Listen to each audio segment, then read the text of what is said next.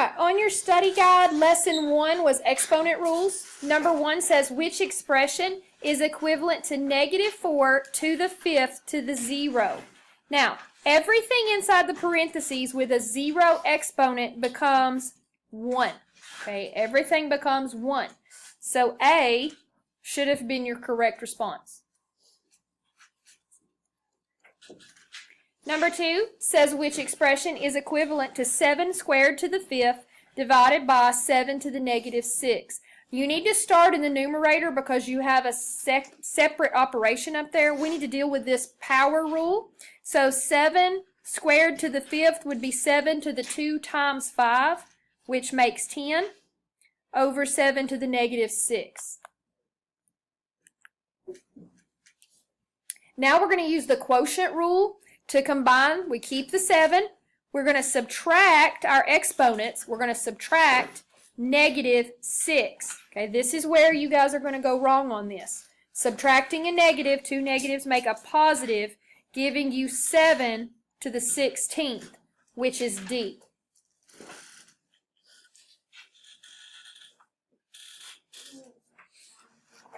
Number 3. Which expression is equivalent to 1 over 49? Select all that apply. Notice that all of these are bases of 7. So if I wanted to make 1 over 49 a base with 7, it would be 1 over 7 squared, which would also be the same as 7 to the -2. So if these statements come out to either one of these two answers, then we know that it's equivalent. And it does say to select all that apply. On A, we keep the base. That is a product rule. We keep the base. We add the exponents. -1 plus -1 makes -2. So A is correct. On B, another product rule. We keep the base, which is 7. We add the exponents. 8 plus -6 is +2. +2 does not match, so B is not correct. On C, we have 7 to the -5 times 7 to the +3. Product rule, keep the base, add the exponents. 7 to the -2.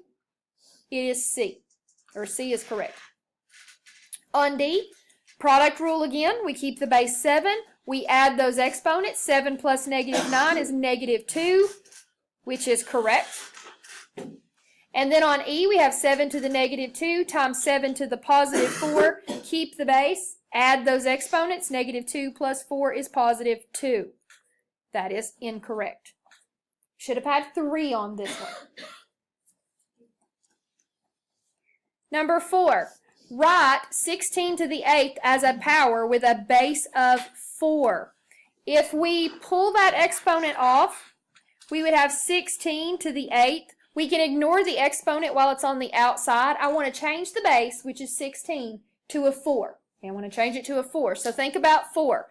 4 times 4 gives me 16. So I could say 4 times 4 to the 8th.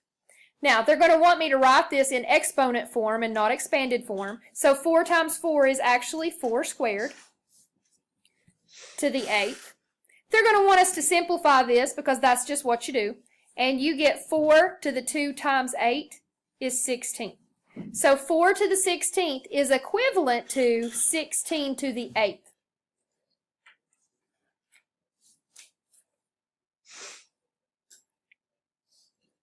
Number 5, look at the equations below. Choose true or false for each equation. We're going to have to check each one of these individually. 2 to the 4th times 3 to the 4th is equal to 4 to the 6th. We would have to extract that exponent of 4, giving us 2 times 3 to the 4th, which would give us 6 to the 4th. 6 to the 4th is not equivalent to 4 to the 6th, so that is false. 5 squared divided by 5 to the 3rd is equal to 1/5. 5 squared divided by 5 to the 3rd, we would subtract those exponents. It would give us 5 to the -1, which would be written as 1 over 5, so that one is true. On C, 6 to the 3rd to the 4th is equal to 6 to the 4th to the 3rd. Both of those are power rules. We keep the base, we multiply the exponents. 6 to the 3 times 4 is 6 to the 12th. 6 to the 4 times 3 is going to be 6 to the 12th. They come out exactly the same, so it is true. 3 squared over 3 to the 7th is equal to 3 squared times 3 to the negative 7th. One of these is a quotient rule, so we would keep the base, subtract the exponents. Gives me 3 to the negative 5. On the other side, I've got a product rule, so I keep the base, I add the exponents. 2 plus negative 7 gives me 3 to the negative 5.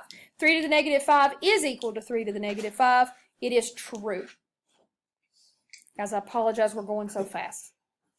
On E, 8 to the 0 automatically becomes 1. 8 over 8 to the negative 4, is that equal to 8 to the negative 4? We would have to flip the reciprocal of 1 over 8 to the negative 4 to make that 8 a positive, and that would give us 8 to the positive 4 is equal to 8 to the negative 4, and that is not true. It is false.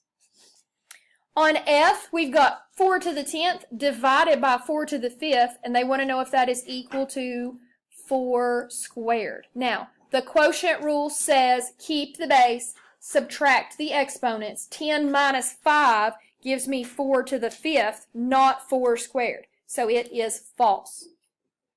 Look at the equations below. Tell whether each equation is true or false. It's very similar to the last question, right? That should be telling you something.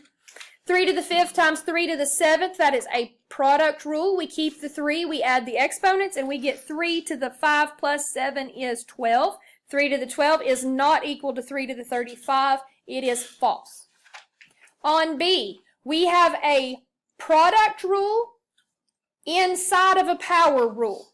And we also have different bases, so we're going to fix that first. Start inside the parentheses. That's what I'm getting at. 6 to the 3rd times 3 to the 3rd. 6 times 3 is 18 to the 3rd squared.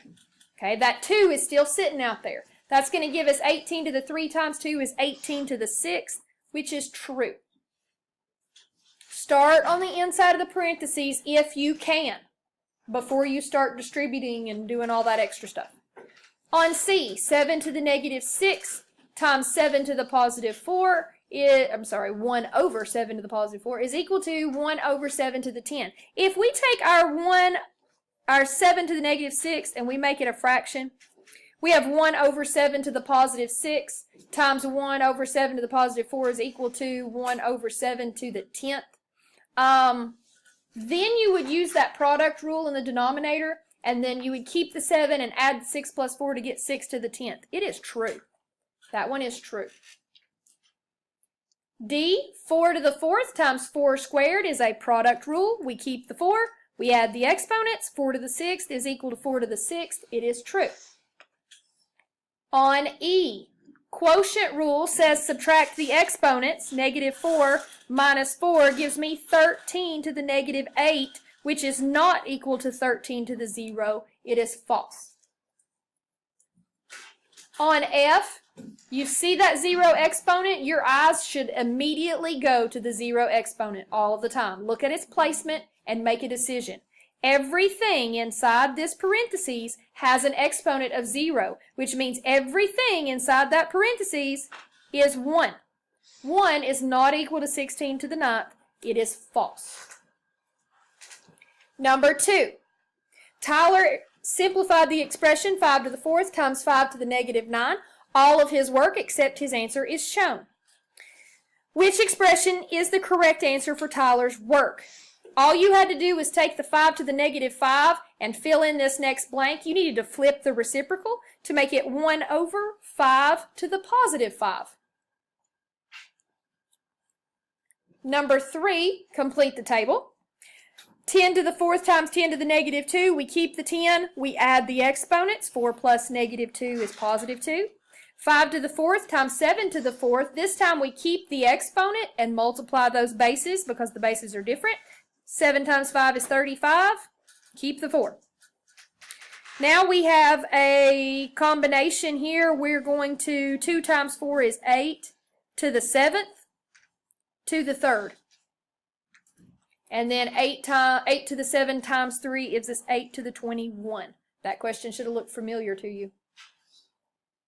Number 4, simplify 32 to the negative 1 over 32 to the 6 and write your answer with a positive exponent. Show your work. So we're going to keep the base, which is 32, and then negative 1 minus 6 gives us 32 to the negative 7. To make that exponent positive, we flip the reciprocal and make it positive. This is your answer. And 2 was cube and square roots. Solve a to the third is equal to 64. I want to get a all by itself. Opposite operations allows me to do that. The opposite of cubing a number is taking the cube root of the number. When I do that, I'm left with just a. Anything I do to the left, I must also do to the right. And then I just need to know the cube root of 64. Now, if you have your notebooks, which you're allowed to use on your test, you should have all of your perfect cubes, and you should know that the cube root of 64 is 4.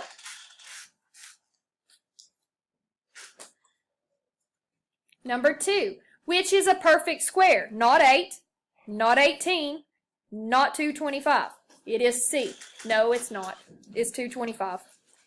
225 is the perfect square of 15. 15 times 15. I was thinking 100. Okay, it is D. Apologize. Guys, if this question was on your test, this answer is in your notebook. Do not miss these questions on an open notes test when I made you write it down 2 times.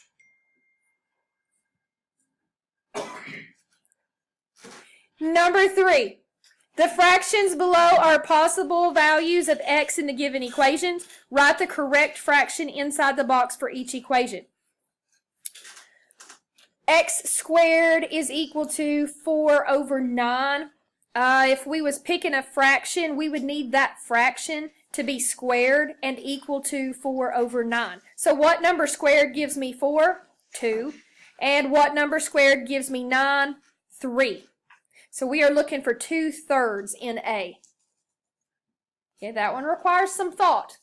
Same thing on B. We need to know what fraction cubed gives us 27 over 64. Well, 27 is the perfect cube of 3, and 64 is the perfect cube of 4. You could have also, I don't know why I didn't do it this way, you should have also taken the cube root of both sides and it gives you the answer. I don't know why I didn't do it that way first. We'll do it on this one. I've got x squared equals 81 over 64. I'm going to take the square root.